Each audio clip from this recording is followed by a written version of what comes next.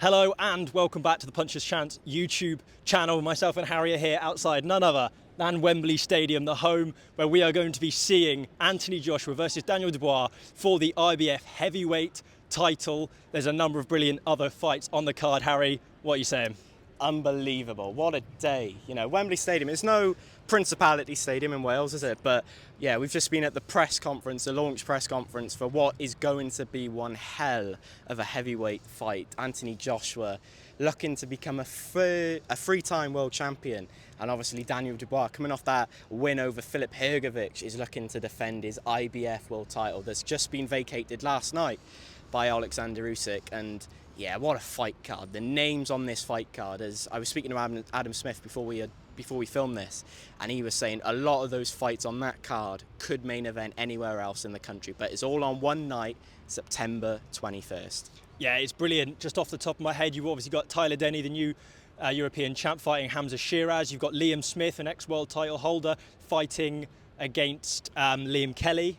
Josh Kelly, yeah. sorry. Get my names It's been a long day, hasn't it? It's been a long day. Long day. We've come a long way for this one. You've also got, obviously, the big one for me, Josh Warrington versus Anthony Cacace. A brilliant fight. Why is that the big one for you, before we carry on?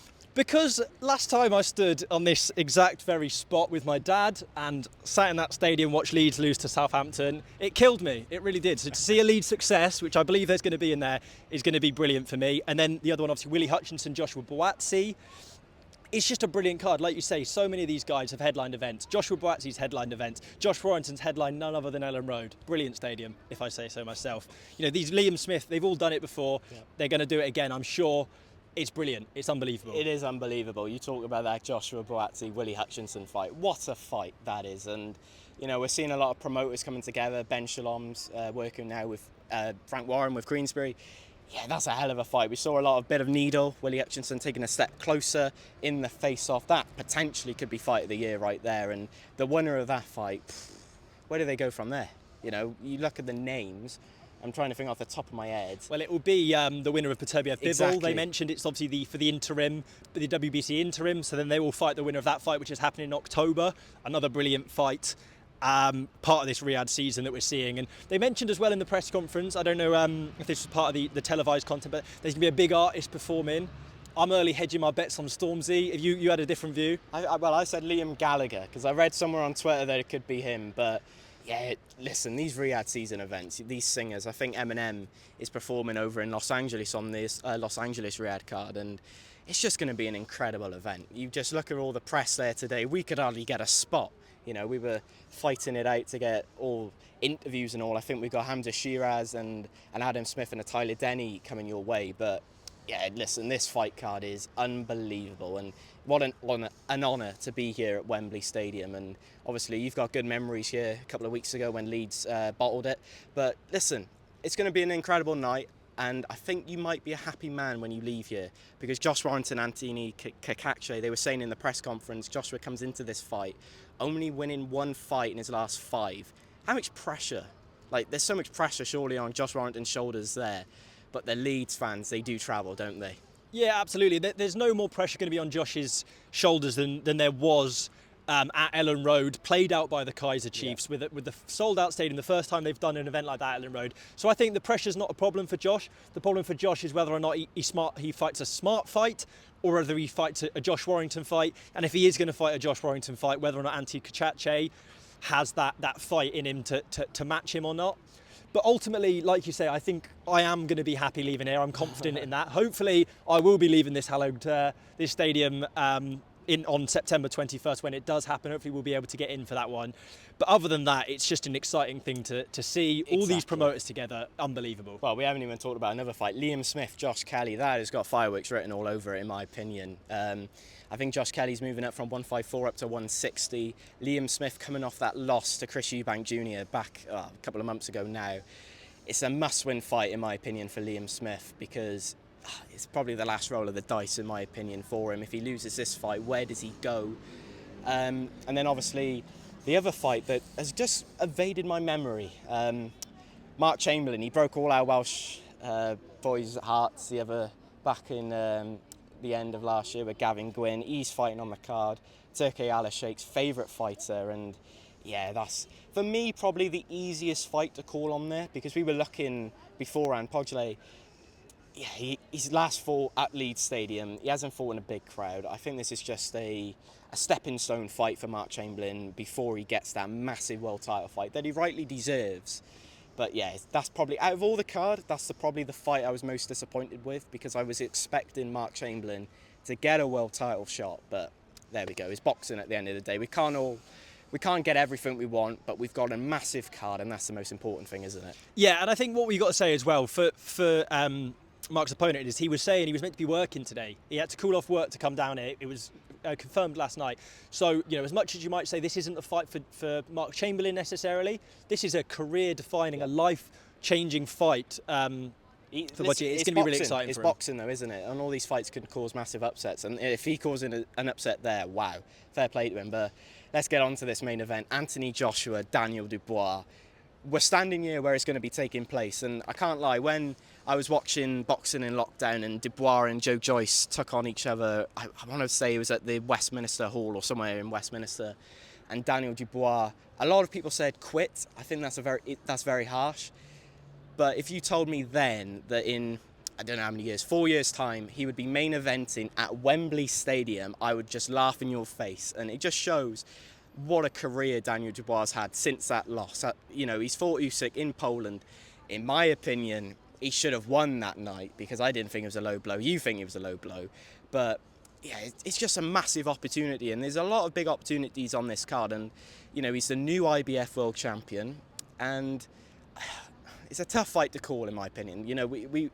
I was on the train coming up this morning. I was thinking, yeah, AJ's easily going to win this. But the more you read into it, it's becoming more of a 50-50 match. And of course, it's heavyweights, so anything could happen.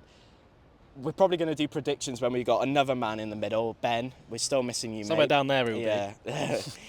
No, probably by there for me. Okay, for you fair down enough. there. But yeah, listen, it's going to be an incredible event. I can't call it yet. I'm thinking I'm going to have to back AJ. I think AJ gets the job done, but I don't know. It's a tough one to call. What about you? What do you think? It's a really tough one to call. I think Adi Oladipo said it was the two biggest punches in the heavyweight division. I think a certain Big Bang Zilly Zhang will have something to say about that. I think he's got a lights-out power that no one else does. Yeah. But other than that, they are up there, and therefore anything can happen. As you could say, that any one of them have a puncher's chance, or the puncher's chance, to get the victory. But I think AJ's got to be the favourite, because he's Anthony Joshua, and he's had some hiccups in the Usyk fight and the Andy Ruiz fight, but ultimately he's always come good. And under Ben Davison, he's the same animal, but he's a different beast, and it's difficult to bet against him in his current state. And just to mention as well, just off the back of that Usyk-Dubois fight you mentioned, on that Poland card, there was a younger Hamzah Sheeraz fighting, first stadium fight for him, and he's burst himself onto the scene with, like I said to him, he's the best dressed man at the press conference. He's also probably the most dangerous jab in boxing. I don't know anyone who's got quite so many finishes by way of jab than Hamzah Sheeraz has, but it's scary, and I'm really looking forward to it. Let's be honest. When we were coming up here on the Underground today, we were talking about it. We were adamant that it was going to be Hamzah Sheeraz, Chris Eubank Jr.